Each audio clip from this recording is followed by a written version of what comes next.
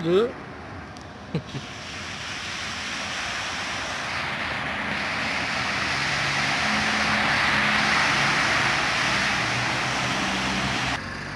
È girata la notizia, vengono tutti di qua. Sì, meglio, meglio. Cittadini di Treviso, buonasera. Come vedete ci troviamo qui di fronte al mitico sottopasso ferroviario di via Sarpi, che come ben vedete è chiuso al traffico. Qui le auto arrivano, fanno tutto il giro della rotonda. Vanno anche in contromano. E allora, cosa è successo? Che è venuta un po' di pioggia, il sottopasso si è allagato. Non so quante volte sia già accaduto, ogni tanto ci rinnova questa bella cosa. Prego, prego. Prego, prego. No, dai, sono possibile. E allora, perché succedono queste cose? Perché il sottopasso si allaga così spesso? Perché a suo tempo fu costruito nel bel mezzo di una falda acquifera. Cari signori miei, non 20 metri più in là o 20 metri più in qua, proprio nel bel mezzo della falda acquifera.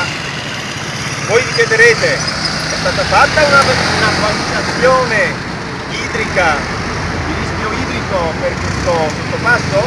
Certo che è stata fatta. Allora vi chiederete come mai è stato costruito lo stesso sopra nel bel mezzo di questa falda idrica? Perché probabilmente certa gente ama il rischio. Eccoci allora qui a vedere i risultati di questo amore per il rischio che c'è a Treviso. Vi ricordo anche, tra l'altro, che più di 2 anni fa Manildo, in campagna elettorale, aveva promesso che una delle priorità della nuova giunta comunale sarebbe stata quella di mettere in sicurezza il territorio comunale dal rischio idrico. Mi sembra che è un po' in ritardo, Penso che dovrebbe darsi da fare per fare qualcosa qui, come vedete. Allora cosa succede? La falda idrica preme, l'acqua passa, guardate anche qua, guardate il cemento con tutte le feritoie, bombe d'acqua, preme, l'acqua entra, c'è il motore, certo, c'è il motore, c'è la pompa che butta fuori l'acqua. Ma quando l'acqua continua, incessante, a entrare in quantità, prima o poi il motore si surriscalda e va in blocco.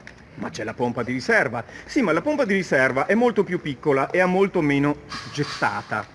Quindi cosa succede? Che non ce la fa a darci il giro. Ed ecco la situazione. Quando usciremo da questa situazione?